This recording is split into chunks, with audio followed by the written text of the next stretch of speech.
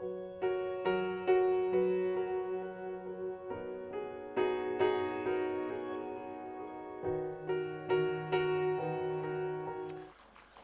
여러분, 제가 한 이야기를 한번 해보겠습니다. 이 얘기에 누가 잘못했는지 한번 생각을 해봅시다. 한 자매가 있었습니다. 자매가 이제 저녁에 한 10시쯤 돼가지고 배가 출출해서 라면을 끓여 먹으러 부엌으로 내려갔습니다. 그 옆에는 부모님이 텔레비전을 보고 계셨습니다. 이 자매는 아무런 생각이 없이 라면 한 개를 아주 잘 끓여서 잘 먹었습니다.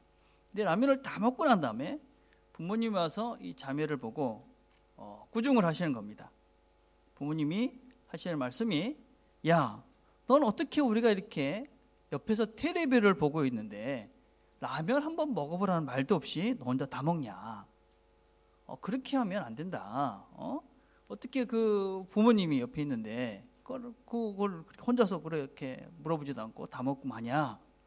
그러면서 자매를 이제 혼낸 겁니다. 자매는, 아니 왜? 당신들이 드시고 싶으면 라면이 없나? 라면 끓일 줄은 모르나? 물이 없나? 끓여 드시면 되지. 아니면 내가 끓이려고 그럴 때, 라면을 끓일 때, 그죠?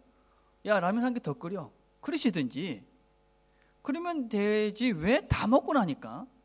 왜 내 거 안 끓였냐고, 왜 안 나눠줬냐고 화를 내시느냐? 어떻게 생각하세요? 누가 잘못한 겁니까? 예. 제 마음속에도, 야, 그래도 그렇지. 엄마한테 같이 먹을래요? 이런 말은 한마디 해야지. 이런 생각이 들긴 하지만 아이 입장에서는 그렇지 않습니까? 라면이 없는 것도 아니고 또 뭐 라면 끓일 줄도 모르는 것도 아니고, 아니면 끓일 때, 야, 내 것도 하나 끓여 하면 될 건데 아무 말도 안 하시다가 다 먹고 난 다음에, 야, 왜 내 거 안 끓였어? 예. 이런 것들을 우리가 세대 간의 갈등이다, 제너레이션 갭이다, 그렇게 얘기를 하죠. 누구의 잘못도 아닌 것이죠, 그죠? 뭐 우리 학생들의 잘못, 뭐 그렇게 이야기하는 이 딸의 잘못도 아니고, 그런 생각을 하시는 또 부모님의 잘못도 아니죠. 서로가 다른 것이죠, 완전히 다른 것이죠, 그죠? 예. 자, 그래서 어떻게 해야 됩니까, 여러분? 뭐 그래, 너는 너대로 살아라, 나는 나고, 뭐 이렇게 만약에 서로가 어쩔 수 없으니까 뭐 그렇게 살자, 뭐 이렇게 서로가 그렇게 서로의 다르다 할 수 없다 이러고 살면 이제 점점 갈등이 심해지는 것이죠. 그래서 부모님들은, 그래, 저는 원래 저런 놈이야, 그러고 이제 포기를 하고 대화를 끊어버리고, 또 자녀들은 원래 우리 부모님은 그래, 뭐로 얘기하면 네 그러지만 뭐 속으로만 그저 대답만 하고 속으로는 엉뚱한 생각을 하면서 그렇게 자꾸 이렇게 갈등이 깊어지고 서로의 간격들이 넓어져 가는 것이죠. 어떻게 해야 됩니까, 여러분? 서로 이해하려고 노력을 하셔야 됩니다. 그리고 서로를 배려하는 훈련도 하셔야 됩니다. 또 우리가 이 대화의 기술을 좀 배워야 됩니다. 우리가 어떤 면에서 어르신들은 아이들의 언어를 좀 배워야 되고, 또 우리 아이들은, 우리 젊은이들은 어르신들의 그런 그 언어들을 또 배울 필요가 있다고 생각을 합니다. 그러나 사실은 그러한 것으로는 한계가 있습니다. 예, 우리가 아무리 우리 어린 친구들을, 저 같은 경우도 아주 우리 아이를 이해하려고 노력을 해도 어느 순간에 가면 받칩니다. 아니, 저럴 수가 있나, 내가 이렇게까지 했는데. 또 우리 아이들도 부모님을 이해하려고 애를 씁니다. 근데 아무리 그거는 정말 너무하다. 그래서 그동안 이렇게 뭐 잘 하다가도 어느 순간에 부딪히고 나면 그동안 애쓴 것들이 다 무너져 버리고 말지요, 그죠? 예, 그래서 이 갭을 줄이는 것이 그렇게 만만한 일은 결코 아닙니다. 그럼에도 불구하고 우리 그리스도인들은 다릅니다, 그렇죠? 여러분, 우리 신앙을 갖는다는 것, 믿음을 갖는다는 것, 이것이 왜 소중한 것이냐? 예, 그것은 너와 내가 다르지 않습니까? 우리 모두는 다 다릅니다. 누구도 우리가 같이 이렇게 똑같은 사람은 아무도 없습니다. 그런데 우리는 똑같은 한 방향을 향해서 나아갑니다. 우리 모두 사이 속에서 갈라져 있는 모든 관계들, 그렇죠? 우리가 누구를 잘 맞출 수가 없습니다, 그렇죠? 그것이 하루아침에 회복되지도 않습니다. 그렇지만 우리는 다 달라져 있지만 우리는 하나의 목표를 향해서 나아갑니다. 우리의 목표는 무엇입니까? 우리가 예수를 닮아가는 것입니다. 우리가 무엇입니까? 우리가 성령의 열매를 맺는 것입니다. 우리가 새로운 피조물이 되어져 가는 것입니다. 그렇죠? 그래서 우리가 이렇게 갈라져 있는 우리가 예수님 때문에 예수를 다 함께 해서 하나로 가면서 우리의 본질들이 바뀌어져 가는 것이죠. 원래 이기적이고 또 다른 사람을 이해하지 못하고 또 속 좁은 이런 우리의 모습들이 예수를 닮아가면서 본질이 바뀌어지는 것입니다. 그래서 라면을 혼자 먹는 아이를 보면서 저놈은 지밖에 몰라 이게 아니라 넉넉한 마음으로 그걸 그냥 받아지는 것이죠. 우리 부모님들을 보면서 우리 부모님들은 뭐 그렇게 왜 그래 그게 아니라 아이들의 심성이 바뀌어지는 것이죠. 그래서 옆에 있는 사람들을 보면 그냥 자연스럽게 이 사람들을 생각하게 되고 그래서 함께 하고 싶은 이런 존재로 우리 본질이 바뀌어져 가는 것이죠. 그렇죠? 이거를 우리가 예수를 닮아가는 또 신앙생활을 하는 또 우리가 성령의 열매를 맺는 그리고 새로운 존재로 뉴 크리에이션이 되어져 가는 것이다 라고 할 수가 있습니다. 그렇죠? 그래서 우리가 이렇게 본질을 바꿔가려는 애씀들 그래서 우리의 본성들이 그렇죠? 죄된 본성이 예수의 모습으로 닮아져 갈 때 갈등들이 해결이 되는 것이죠. 그건 단지 부모와 자식 간의 문제뿐만 아니라 부부 간에도 마찬가지죠. 그렇죠? 부부 간에도 서로가 다릅니다. 20년, 30년 살아도 우리가 서로 맞추는 것은 늘 한계가 있습니다. 그러나 그것이 예수를 향해서 함께 되어질 때 우리 공동체도 마찬가지죠. 그렇죠? 여기 우리는 모두는 다 다르지 않습니까? 서로가.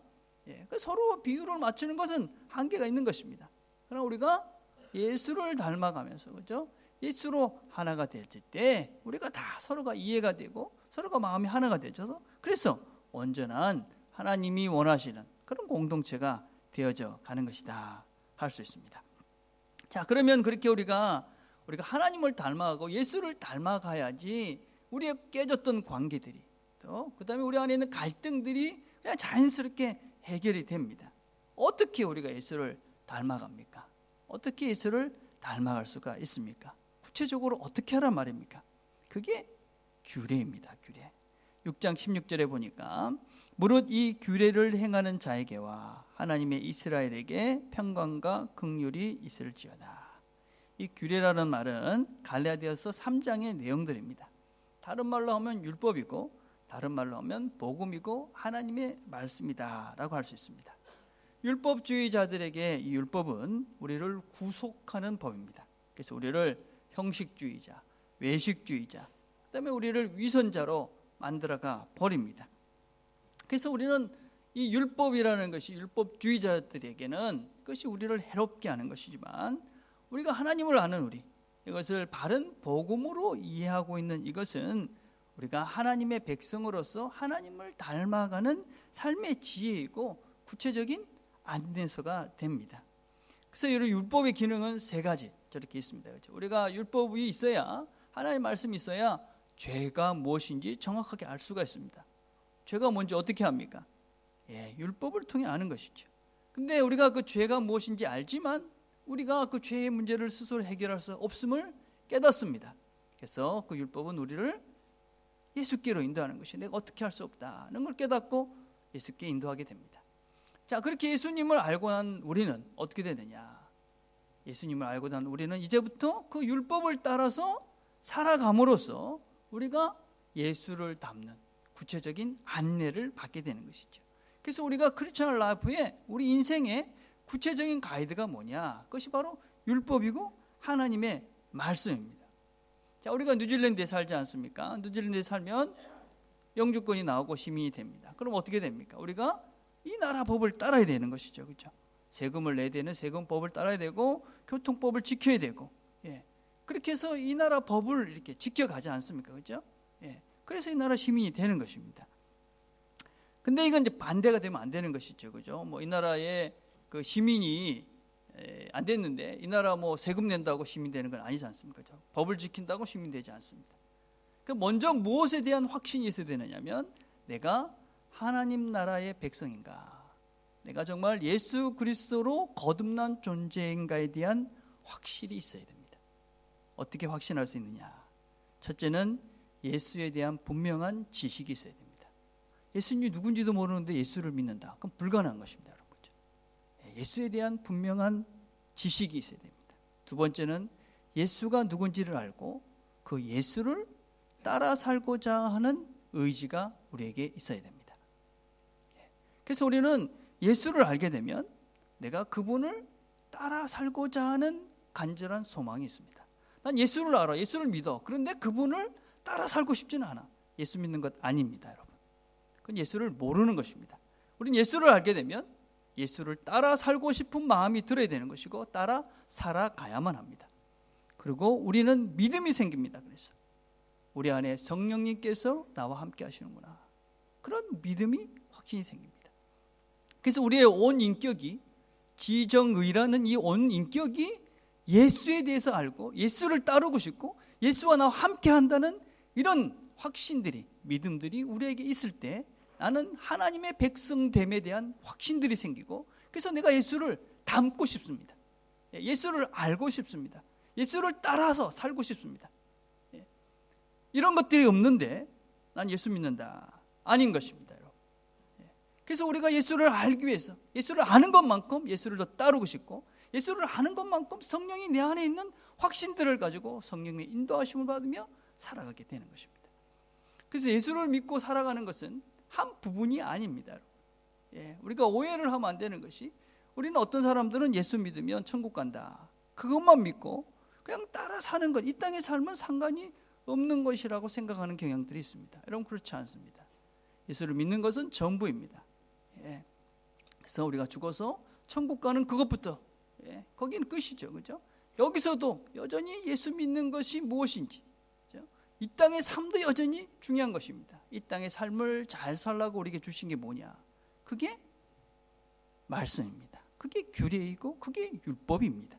그래서 우리 율법을 따라 살고 싶습니다. 살아야만 합니다. 그죠? 지금 우리가 살고 있는 이 시대는 참 묘한 시대입니다, 여러분. 우리는 지금 이 사실과 이 가치를 분리하는 시대에 살고 있습니다. 우리 중고등학생들 한번 잘 보십시오. 여러분들도 어떻게 생각하는지 보세요.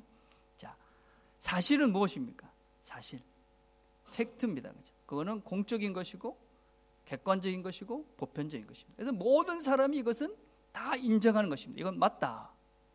근데 가치는 상대적이라고 생각합니다. 개인적이고 주관적이고, 그래서 너한테 맞지만 난 안 맞을 수 있다라고 생각합니다.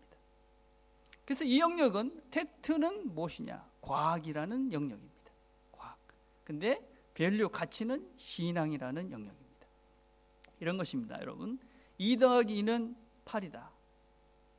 그럼 뭐라고 그럽니까, 여러분? 2 더하기 2가 얼마입니까? 헷갈리는 사람도 있습니다. 맞잖아, 뭐 이러는데.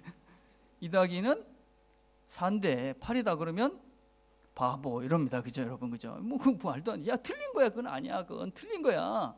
2 더하기 2가 4지 어떻게 8이야? 그리고 우리는 2 더하기 2는 8이다 하는 사람한테 틀렸다고 이야기합니다. 그렇죠? 왜냐하면 팩트이기 때문에. 근데 만약에 동성애는 나쁜 거야, 이렇게 이야기하면 여러분 어떻게 반응합니까? 그래, 나 나쁘다고 생각해. 근데 저 사람은 안 나쁘다고 생각합니다. 근데 우리는 어떻게 생각합니까? 그럼 그 사람의 가치니까 그 사람 생각하기 나름이지, 왜 그거를 우리는 강요하지 않습니다. 너 틀렸다, 너 그렇게 하면 안 돼, 이렇게 이야기하지 않습니다. 그건 네 생각이니까, 네가 알아서 하면 되는 거야. 네 밸류니까, 네 가치니까. 그렇죠? 그래서 우리는 그것을 틀렸다고 하지 않고 나와 생각이 다르다, 그렇게 말하고 맙니다. 과연 그런가? 과연 그렇게 생각해도 되는 것인가 하는 것입니다. 여러분 이렇게 생각을 해봅시다. 여러분 2 곱하기 2는 10이다 라는 틀린 계산법을 가지고 집을 지을 수가 있을까요? 못 짓습니다. 2 곱하기 5는 20이다 이런 계산법을 가지고 집을 짓는다 그러면 그 집은 집이 만들어지지 않습니다. 똑같이 우리가 잘못된 가치관을 가지고 세운 집들, 잘못된 가치관을 가지고 세운 그 인생이 과연 바른 인생의 집을 지을 수 있을까? 여러분, 동성애라는 문제는 이제 더 이상 우리가 절대적 진리가 아니다라는 것으로 판명이 되었습니다. 여러분, 이제 어떤 면에서는 우리 이 시대는 세속적 생각이 이미 우리 모두에게 흘러넘쳐서 우리는 그것을 받아들여야만 된다는 생각을 은연중에 하고 있는 시대에 우리가 살고 있습니다. 동성애 문제가 그렇고, 안락사 문제가 그렇고, 인간 복제의 문제가 그렇고, 인간과 동물의 혼성 연구가 흥설되어 있습니다. 무슨 얘기냐? 인간하고 동물하고 이렇게 섞어서 제3의 존재를 만들어보는 이런 문제가 지금 윤리적으로 이거 참 심각한 문제인데, 여러분 별거 아니라고 생각하는 사람들은 생각을 많이 해보셔야 됩니다. 근데 이것이 허용이 됐습니다. 동성애 하나 얘기를 들어봅시다. 동성애 문제가 일반화됐습니다. 왜 그렇습니까? 개인의 권리의 문제다. 그 개인의 문제지, 그게 뭐 왜 그 사람이 선택한 거를 우리가 뭐라 하느냐. 앞으로 어떻게 될 것 같습니까? 이제는 한 사람과 한 여자가 결혼하는 문제가 좀 있으면 이제 대두가 될 겁니다. 왜 굳이 한 여자하고 한 남자가 살아야 돼? 한 남자하고 여러 여자가 사는 건 왜 안 돼? 한 여자가 여러 남자하고 사는 건 왜 안 될까요? 개인의 취향인데, 자기가 선택할 수 있다면 그렇게 하도록 놔줘야 되는 거 아닐까요? 안락사의 문제가 해결이 됐. 안락사, 스스로 죽을 수 있는 권리가 생겼습니다. 인간을 복제합니다. 인간 복제라는 건 무엇입니까? 여러분, 나와 똑같은 사람을 만드는 것이 아닙니다. 여러분, 복제를 해서 거기에 어떤 장기를 끄집어내서 내가 문제가 생겼을 때마다 치료해 가는 것입니다. 그래서 어떤 인간을 하나, 미생물 같은 존재를 하나 만들어 놓고 그것들을 통해서 내가 자꾸 생명이 연장되어 가는 것입니다. 아주 심각한 윤리 문제가 있죠. 누군가의 난소를 빌려야 되고 정자를 빌려서 제3의 어떤 물체를, 어떤 인간을 만들어 놓고 그것을 죽이고 나는 사는 것입니다. 어떻게 될 것 같습니까? 이 세상이 한 남자가 돈이 많기 때문에 여러 여자들이 난 저 돈 많은 남자와 같이 살고 싶어. 어떤 여자가 돈이 많아서 난 여러 남자들이 그 남자와 같이 살고 싶어. 그런 세상. 생명을 그렇게 할 수 있는 것이죠. 그럼 나는 이렇게 이야기할 수도 있습니다. 앞으로 나는 그냥 짧게 살다 죽을래. 그래서 내 장기가 있는데, 나 콩팥 2개인데 하나 팔아가지고 난 그 돈 갖고 잘 먹고 잘 살다 죽을래. 누가 뭐라 하겠습니까? 내 권리인데. 이런 세상이 될 수 있다는 것이죠. 이런 가치관을 가지고 인생의 집을 지은 사람들이 과연 정상적인 인생의 집을 지어갈 수 있을까요? 틀린 것입니다. 우리는 그런 것들을 틀렸다라고 얘기합니다. 그건 옳지 않다. 그것은 우리에게는 팩트입니다. 여러분. 그건 가치라고 얘기하지 않습니다. 그것은 우리에게는 사실입니다. 여러분, 그런 것들을 대부분 허용한 나라가 있습니다. 어떤 나라냐면 네덜란드라는 나라입니다.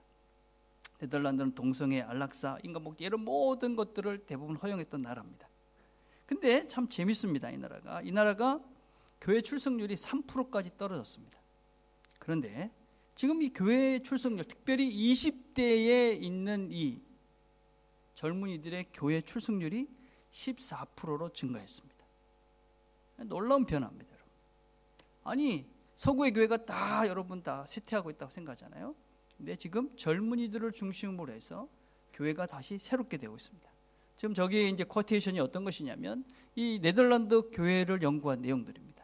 연구를 해보니까 이 젊은이들이 교회로 돌아오고 있는데, 그 젊은이들이 이 헌신도가, 이들이 예수에 대한 이 커미트먼트가 어떤 세대보다도 더 열심이고 또 최선을 다해서 예수를 믿고 있다라는 보고서가 최근에 발견됐습니다. 연구 결과입니다. 왜 그럴까요, 여러분? 왜 이 젊은이들은 다시 교회로 돌아오고 있을까요? 연구가 어떤 것이냐? 그들이 이제는 다시 돌아가야 되겠다 생각한 겁니다. 부모님 세대들을 봤어요. 가정이 다 망쳐지고, 그죠? 엉망진창이 된 거예요, 그죠? 자기 부모님들을 보니까 이 세대는 저게 정상적인 가정이 아닌 거예요. 그래서 그들이 반성을 하기 시작했습니다. 우리 부모님 같이 살고 싶지 않다 나는. 그래서 그 앞대인 할아버지들의 신앙으로 돌아온 것입니다. 저는 우리 이 세대 중에 특별히 걱정되는 세대가 우리 중고등부와 청년들 세대입니다. 우리 지금 어린아이들은, 사실은 우리 지금 30대 부모님들은, 어떤 면에서 아이들을 둔 이 부모들은 이 시대가 지금 이렇게 혼란한 시대라는 걸 알기 때문에 치열하게 준비하고 있습니다. 열심히 준비합니다. 아이들을 신앙으로 가르치기 위해서 성경을 읽혀주고 성경을 가르치고 또 본인들도 배우려고 애를 씁니다. 근데 안타깝게도 지금 우리 중고등부 세대 또 청년들 세대에는 우리 부모님들도 그렇고 우리 아이들도 그렇고 무방비 상태에 노출이 되어져 버렸습니다. 우리 지금 중고등부 아이들은 사실은 아무런 그런 그 방편 없이 어떤 그 준비 없이 이 잘못된 그 가치관들이 잘못된 세상들을 막 지금 받아들이고 있는 것입니다. 학교에 가면 남자와 남자가 부부가 돼서 한 가정을 이루는 것들을 자연스럽게 배우고 있습니다. 이젠 죽음이나 어떤 가족이나 이런 것들을 내가 다 선택하면서 네 마음대로 할 수 있다라는 그런 가치관을 배우면서 지금 교육을 받고 있습니다. 근데 우리는 일주일에 한 번도 몇 분의 시간도 또 가정에서는 부모님들이 그것에 대한 아무런 다른 의견을 바른 가치관을 심어주는 그 어떤 것도 하고 있지 않습니다. 아이들이 어떻게 될까요? 우리 아이들이 과연 어떤 것들을 받아들이고 어떤 인생의 집을 지어가면서 살 것 같습니까? 우리가 심각하게 생각하셔야 됩니다. 아이들을 붙잡고 이 잘못된 가치관 속에 있는 것은 틀렸다고 가르칠 수 있어야 됩니다. 틀렸어가 아니라 왜 이것이 틀렸는지를 정확하게 부모님들이 가르칠 수 있어야 됩니다. 아이들이 왜 동성애가 잘못된 거야? 왜 안락사가 왜 잘못된 거야? 왜 인간을 복제하면 안 돼?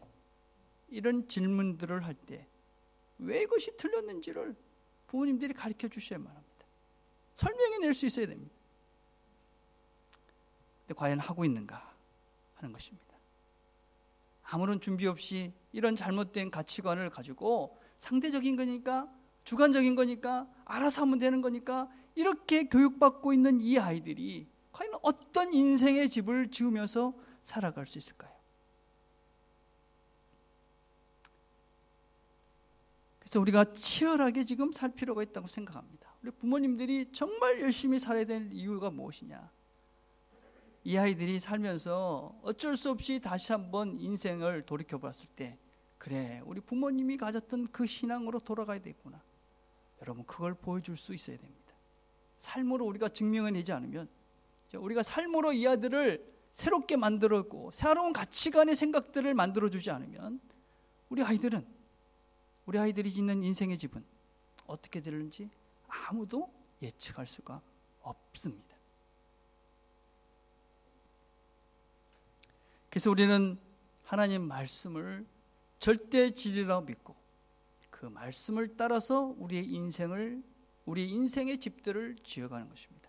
이것이 영혼의 길이고 진리의 길이고 유일한 길이기에 우리는 그 말씀을 따라서 우리의 인생을 살아갑니다. 그리고 우리는 우리 자녀들에게 이 인생이 진정한 길임을 삶을 통해서 증명해 나가는 삶을 살아가는 것입니다. 그게 신앙생활입니다, 여러분. 우리의 신앙은 상대적인 것이 아닙니다. 이것은 주관적인 것이 아닙니다. 그것은 선택적인 것이 아닙니다. 우리의 신앙은 절대적이고 보편적이고 객관적인 하나의 사실이고 진리입니다. 우리는 그래서 그 규례를 따르는 것입니다. 이 규례를, 하나님 말씀을 따를 때 우리는 하나님의 사람으로 새로워져 가는 것입니다. 우리의 본질이 바뀌어지는 것입니다. 그래서 그런 갈등들이, 세상을 살면서 있는 여러 가지 문제들이 하나님 말씀을 통해서 치유되어지고, 그래서 우리가 온전한, 정말 하나님께서 원하시는, 하나님이 기대하시는 그런 평화의 삶, 긍휼의 삶, 그런 삶들을 우리가 살아갈 수 있게 되는 것이죠. 이게 신앙생활입니다. 신앙생활. 그래서 신앙은 부분이 아닌 것이죠. 그 규례를 지키는 것이 해도 되고 안 해도 되는 것이 아니라는 것입니다. 그러나 그 인생길을 가는 것은 그렇게 만만하지가 않습니다. 우리가 그 규례를 따라서 살려고 그러면 수많은 어려움과 고난과 힘듦들이 있습니다. 이미 이 세상은 그렇게 사는 우리들에게 그 길을 가지 못하도록 수많은 어려움들, 수많은 방해들, 수많은 그런 고난의 길들을 우리에게 만들어 놨기 때문에 그렇습니다. 여러분, 그것은 이 시대뿐만이 아닙니다. 바울도 마찬가지였습니다. 바울의 시대도 6장 10절에 이렇게 말합니다. 이후로는 누구든지 나를 괴롭게 하지 말라. 내가 내 몸에 예수의 흔적을 지니고 있느라. 예수를 믿고 예수를 바르게 믿고 살려는 이 바울에게 사람들은 이 바울을 괴롭게 했습니다. 야, 너 그렇게 가르치면 안 돼. 그렇게 살면 안 돼. 할 일을 행해야 돼. 율법을 지켜야 돼. 그게 구원받는 거고 그게 바르게 사는 거야. 바울은 그런 사람들에게 이야기합니다. 형식주의, 율법주의, 외식주의에 빠져있는 그 사람들을 보면서 나는 내 몸에 예수의 흔적이 있다. 예. 어느 것도 비교할 수 없는 예수의 흔적이 있다. 내게 있는 이 예수의 흔적, 예. 이것 때문에 누가 뭐라 그래도 나는 나의 길을 갈 수 있다. 그렇게 얘기합니다. 여러분, 예수의 흔적이 무엇이겠습니까? 바울이 그 수많은 사람들이 그를 힘들게 하고 괴롭게 하고 그 길을 막았지만 바울이 그 길을 끝까지 갈 수 있었던 그 예수의 흔적은 무엇입니까? 바로 고난의 흔적입니다. 예수님 때문에 당했던 수많은 고난의 흔적들입니다. 고통과 고난의 흔적입니다. 고린도후서 11장 23절부터 27절을 보면 바울이 예수 때문에 당한 고난의 흔적들을 설명하고 있습니다. 옥에 갇히고 매도 수없이 맞고 또 수많은 사람들이 자기를 괴롭혔습니다. 돌을 맞아 죽을 뻔했고 감옥에 갇혔고 굶주렸고 강도, 바다, 수많은 어려움들이 있었습니다. 그 어려움들 속에서도 그는 그 신앙의 길을 걸어갔습니다. 그는 그 삶 속에 예수의 흔적이 있었습니다. 예수의 흔적. 흔적이라는 말은 스티그마라는 말입니다. 스티그마. 이건 무엇이냐면 어떤 내가 누구한테 종을 사면, 사람을 살면 거기다가 이렇게 도장을 찍습니다. 그래가지고 이렇게 찍죠. 그러면 거기에 흔적이 남는 겁니다. 이 사람은 누구의 소유야. 이런 것이죠. 예. 자기가 그 흔적들을 보면 삶 속에서 예수와 함께 겪었던 그 고난의 흔적들을 보면 자기가 누구의 소유인 것들을 확신하고 그 길을 갈 수 있었다 하는 것입니다. 제가 해병대 출신이지 않습니까? 그죠? 예. 제가 좀 나름대로 고생을 좀 많이 했습니다. 저는 군대 가기 전에 뭐 술을 한 사람도 아니고 담배를 한 사람도 아니고 그냥 그래도 신학생이었습니다. 착한 사람이었습니다. 저는 아주 착한. 해병대는 안 착합니다. 예. 가면 술도 먹어야 되고 담배도 피워야 되고 주일날 난 예배드리러 가야 되는데 손 들고 예배드리러 가면 안 돼요. 그랬다가 맞아 죽을 뻔했습니다. 예. 뭐 저를 때리지도 않습니다, 여러분. 어떻게 하느냐? 다 이렇게 모아놓고 제가 빠졌어. 빠졌다는 말 군대 갔다는 분들 알 거예요, 그죠? 그리고 저 빼놓고 다 두드러 팹니다. 야, 진짜 그 인간들이 그죠? 어떻게 그럴 수 있나 싶어요, 그죠? 예, 그렇게 이제 제가 이제 처음 이제 생각을 했는데 한 2-3달 정도는 먹으면 토하고 그리고 입에서 피를 토하고 밤에 잠을 못 잤습니다. 예. 그렇게 한 3-4달 사고 나니까 사람이 이렇게 좀 이상해지잖아요. 그죠? 제가 만약에 그 시간에 하나님을 안 믿었다면 정말 우리 부모님들의 기도가 없었다면 아마 제 생각엔 그 시간을 못 견뎠을 것 같다고 생각해요. 정말 힘든 기간이었습니다. 예. 제대를 하고 난 다음에 제가 이 흔적들이 있었습니다. 그래서 제가 이렇게 우리 집사람이 한 번씩 제가 이렇게 가다가 이러면 깜짝 놀래요. 하도 맞을 거 흔적이 있어가지고 속이 막 답답해가지고 진짜 숨이 안 쉬어질 때가 있었어요. 종종 그랬어요. 우리 집사람 놀래가지고 왜 그러냐고 그러면 좀 이따 이렇게 가만히 있으면 괜찮아지고. 지금은 이제 괜찮아요. 지금은 한 번씩 그래. 어쩌다가 이렇게 한 번씩 이렇게 찌릿합니다. 예. 근데 그러면 그때 시간이 생각이 나는 거죠. 처음에는 참 그 원망 많이 했습니다. 그 제 선임들 이름도 기억나는 몇 명 더 있습니다. 예. 안 잊어먹습니다, 여러분. 예. 얼마나 괴롭혔는지. 근데 어느 순간부터 제가 어떤 생각을 했냐면요. 그 시간이 인생의 내한테 정말 괴롭고 힘든 죽음 같은 그런 시간, 그 시간이 하나님과 함께 보냈던 제 삶 속에 정말 진한 예수의 흔적이 남아있는 시간이 되었습니다. 예. 그래서 그때를 생각하면 어떤 어려움과 고난과 그리고 어떤 문제들 앞에서도 그때도 하나님이 함께 했는데, 예. 여러분, 우리 모두에게는 이런 삶의 흔적이 있어야만 합니다. 예. 나는 그런 흔적이 없어. 왜 그런 것 같습니까, 여러분? 이리저리 피하고 요령 피우고 도망하고 적당히 타협하고. 제가 목회를 한 지 한 30년 됐습니다. 30년. 86년부터 제가 전도사라는 타이틀을 가지고 사역을 시작했습니다. 여러 사람들을 봤는데 고난 없이 신앙이 자라진 않습니다. 고난 없는 사람들이 있습니다. 피하고 도망하고 적당히 믿는 사람들에겐 고난이 없습니다. 예, 하나님께서 우리를 초청하십니다. 고난의 자리로. 예. 물론 어떤 사람들은 자기의 실수로, 자기의 잘못으로 고난의 자리에 서기도 합니다. 그러나 그 고난의 자리는 하나님의 초청입니다. 예. 그 고난의 순간에 하나님과 함께 하면서 같이 스트럭을 하는 겁니다. 예. 같이 고민하는 것입니다. 같이 힘을 내보는 것입니다. 예. 그래서 하나님, 이 시간을, 이 고난을, 이 어려움을, 이걸 어떻게 해야 됩니까?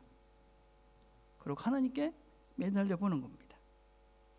그래서 그 순간에, 그 고통의 순간에, 그 괴로움의 순간에, 어떻게 할 수 없는 그 시간에 내가 주님의 손을 붙잡고 가는 그 시간, 그것이 나의 삶 속에 예수의 흔적이 됩니다. 그래서 나와 그 예수님, 그 하나님과의 이야기가 있는, 삶 속에서 내가 그분을 기억하는 그런 시간들이 되고, 내가 주님 앞에 섰을 때 할 말이 있는 시간이 됩니다. 여러분 가운데 혹시 지금 그런 고난의 시간을 보내고 계십니까? 여러분, 그것이 주님의 부르심의 시간, 우리 주님께서 여러분과 함께 이야기를 만들어가면서 예수의 흔적을 남기기 위한 주님의 초청인 것을 기억하시길 바랍니다. 여러분, 그 흔적이 있을 때 우리는 흔들리지 않습니다. 예. 이런저런 소리 흔들리지 않습니다. 그냥 그래, 주님이 아셔, 주님이 나와 함께, 예. 그러면 우리 문제가 해결이 됩니다. 주님과 함께한 이 예수의 흔적이 있는 자들은 쉽게 흔들리지 않습니다. 흔적이 없으니까 조금만 어려움이 생기면, 어떤 누가 뭐라 그러면 이런저런 소리에 흔들려서 내 마음의 주체를 못하는 것이지. 예수의 흔적이 있어야 됩니다. 예수의 흔적을 있는 자들은 흔들리지 않습니다. 세상이 어떻게 이야기해도, 그죠? 세상이 그것은 어리석은 것이라고 이야기하고, 그것이 참 독단적이라고 이야기하고, 그것이 틀린 것이라고 이야기해도 아니다. 하나님의 말씀의 원리대로 사는 것이 내가 진정 하나님이 원하시는, 그리고 진정한 진리의 집을 짓는 것이라는 확신이 있기에 흔들리지 않고 꿋꿋하게 세상의 어떤 사람들도 어떻게 이야기해도 그것이 흔들리지 않고 내가 내 신앙의 집들을 세워갈 수 있는 것이지. 자, 이제 바울은 마지막 인사를 합니다. 뭐라고 인사를 합니까? 6장 18절에 보니까, 형제들아, 우리 주 예수 그리스도의 은혜가 너희 심령에 있을지어다. 예, 여러분 갈라디아서 1장을 시작할 때 1장 1절에부터 보면 바울의 인사가 시작이 되는데 뭐라고 시작합니까? 갈라디아 여러분들에게 은혜와 평강이 있기를 바랍니다. 그렇게 시작을 하죠. 그래서 이 편지의 시작과 끝은 다 은혜입니다. 그렇죠? 은혜. 우리의 삶의 모든 것들이 다 은혜다. 여러분, 은혜가 무엇입니까? 바울이 말하는 은혜가 무엇일까요? 우리가 잘 아는 찬송가 460장이 있죠. 그죠? 지금까지 지내온 것 다 주의 크신 은혜라. 한이 없는 주의 사랑 어찌 이루 말하랴. 자나깨나 주의 손이 항상 살펴주시고 모든 일을 주 안에서 형통하게 하신다. 이게 우리 참 좋아하는 찬양이고 우리의 고백입니다. 지금까지 지내온 것, 지금까지 우리 살아온 것들, 입고 먹고 마시고 이렇게 건강하게 예배드리는 것, 은혜입니다. 그렇죠? 하나님께서 우리를 형통케 하셨다. 이 형통이 무엇일까요? 무엇인지 내가 이렇게 잘 먹고 잘 살고 이런 것일까요? 바울이 말하는 은혜가 과연 그런 걸까요? 바울의 인생을 한번 살펴봅시다. 바울, 여러분 사도행전 16장 17절 17장 이 두 장만 봐도 바울의 인생이 참 고난했다는 것들을 볼 수 있어요. 그렇죠? 여러분, 바울을 하나님께서 이 성령의 인도하심을 따라서 마게도냐로 갑니다. 첫 번째 가서 전도하던 지역이 빌립보라는 지역이에요. 빌립보에서 열심히 전도를 했습니다. 특별히 거기서 귀신 들린 자를 고쳐줬습니다. 귀신을 몰았어요. 그런데 감옥에 끌려갑니다. 감옥에. 예. 그러고 난 다음에 바울은 어디로 가느냐? 데살로니가로 갑니다. 데살로니가에서 복음을 열심히 전했습니다. 그런데 유대인들이 선동해서 바울을 죽이려 합니다. 도망갑니다. 베레로 갑니다. 베레에 가서 복음을 또 열심히 전했습니다. 그런데 유대인들을 또 괴롭힙니다. 또 밤에 야간 도주를 합니다. 아덴으로 갔다 고린도로 갑니다. 복음은 고린도에 가서 또 사람들을 열심히 가르칩니다. 유대인들이 또 그를 끌고 와서 법정으로 세웁니다. 그의 인생길을 보면요, 다 이렇게 도망다니고 매 맞고 돌을 던지고 그의 뜻대로 된 것이 별로 없어 보입니다.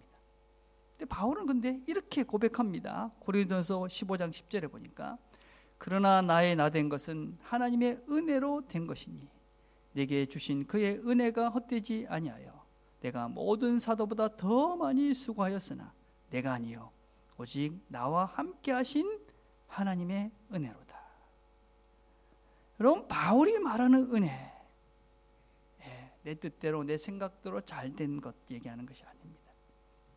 그가 말하는 은혜라는 것은 어떤 환경, 어떤 어려움, 어떤 고난의 순간에서도 그와 함께 하셨던 그 하나님, 그것이 하나님이 함께 하심, 그것이 그에게는 은혜다라고 말하는 것입니다.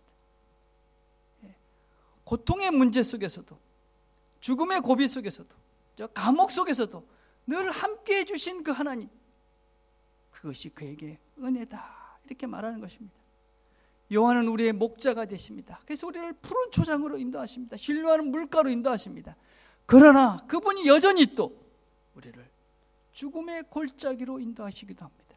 사망의 음침한 골짜기를 걷게 하시기도 합니다. 그러나 우리가 기억해야 될 것은 무엇입니까? 그 속에서도 하나님은 우리와 함께 하시며 우리를 인도해 가십니다. 죽음의 골짜기, 고난의 골짜기 속에서 내가 하나님과 함께 걸어가는 그곳에 예수의 흔적이 만들어지는 것입니다. 그 하나님이 나를 죽음의 골짜기로 몰아간다고 두려워할 필요가 없는 것입니다. 왜냐하면 그 시간을 통해서 하나님이 분명히 당신의 흔적을 내 삶 속에 남기시려는 하나님의 의도가 있기 때문에 그렇습니다. 내 심령 가운데 예수의 흔적을 남기는 것입니다. 그 고난의 순간이, 죽음의 골짜기 같은 것이, 사명의 음침한 골짜기가, 그것이 은혜입니다.